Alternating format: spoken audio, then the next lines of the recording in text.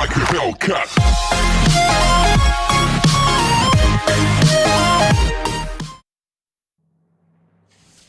Hello and welcome back to the channel where once again it's time for another Sega Saturn review, and this week we've got a genre of game that I've not covered any of so far, and that's a side-scrolling platformer, and the title is Pandemonium, which was a multi-format release which originally came out towards the tail end of 1996 on the PlayStation before getting a mid-1997 release over here on the Saturn.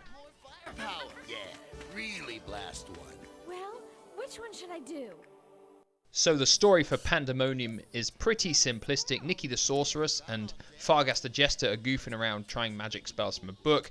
It goes one step too far and Nikki casts a spell that summons a demon from another world which swallows the town, disappears, and they have to go on a mission to get to the wishing engine to bring the town back to its former self.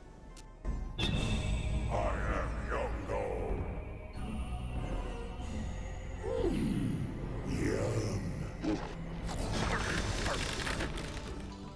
So once the main menu roll around, it's pretty bare bones stuff. A new game, password to continue your game, and options, which there are very few of. It's literally sound effects, music, volume, and changing the controls for the game. Nothing out of the ordinary. So the game Overworld is pretty simplistic. You travel from level to level with several bosses in between until you get to the final boss after you finish all 18 standard levels. It's pretty simplistic stuff, nothing out of the ordinary, but enough of that. We want to know what this game looks like, what it plays like, what it sounds like, and whether it is worth playing. Pandemonium today in 2022. So talking about Pandemonium graphically, it's a bit of a mixed bag in all fairness. The levels are colourful, they are vibrant, they are bright, and there's a lot of variety between each level as well, which gives them all a unique appeal, and it definitely helps the levels feel different from one another.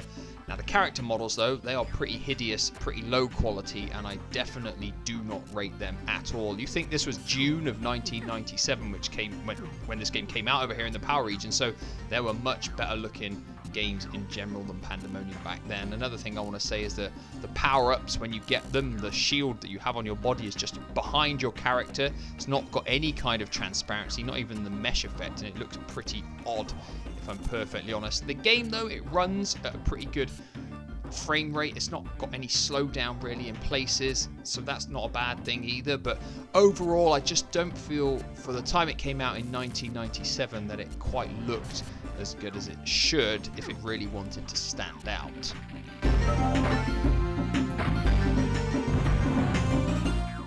So moving on to how Pandemonium plays, it plays very simply. You have a button to fire your power-ups when you collect them, you have a button to jump, and if you're Fargas, you've got a button to do your special attack. The girl, Nikki, she can do a double jump instead, and without a doubt, she is the better character to play as. I feel the double jump is far more helpful than having a spinning attack when you can already just jump on the enemies to kill them, or fire a projectile at them when you collect them, meaning Fargas I've found very, very redundant in the game. Definitely wouldn't recommend playing as him. In terms of how it controls, it plays okay.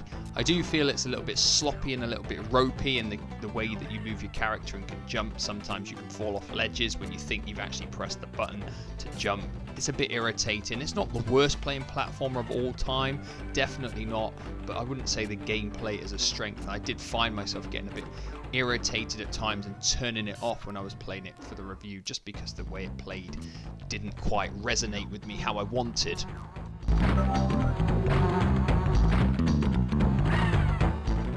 Moving on to the sound effects and the music. Sound effects are nothing to write home about. There's nothing memorable whatsoever in this game in that regard. Music though, probably the highlight, or one of the few highlights of the game. Some of the tracks are actually pretty good to listen to. They're quite lively, quite funky, quite good music in general for the game itself, especially because the game's quite wacky in the levels and stuff. The music actually fits that really good. One downside for Pandemonium is it's one of the few games where if you put it in the CD player, you can't actually listen to the soundtrack from the game, so I'm not going to actually give you any snippets from the music today, but rest assured it's not a bad sounding game, and some of the music tracks are actually pretty good.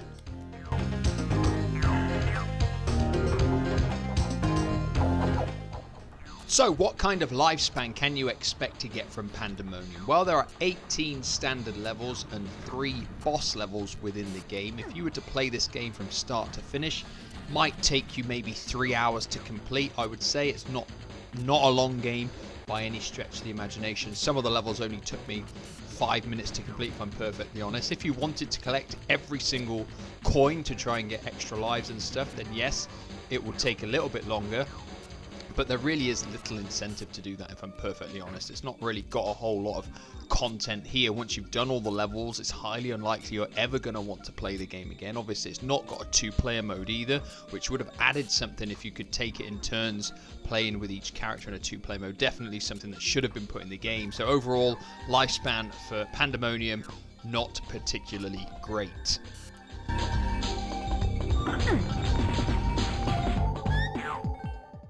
Before I talk about whether Pandemonium is worth playing today, I want to point out that the Japanese version of the game was released and called Magic Hoppers, and it had a completely different storyline and intro video at the start of the game, which was actually sort of like an anime style one, which was much higher quality. Now, I don't know Japanese, and I haven't looked into it enough basically to find out the exact story, but it is a completely different video, and the characters that you control in the game are completely different. The levels themselves are the same, the bosses are the same, but the actual storyline for the game has been completely redone basically for the PAL release. Just a little interesting fact there for you.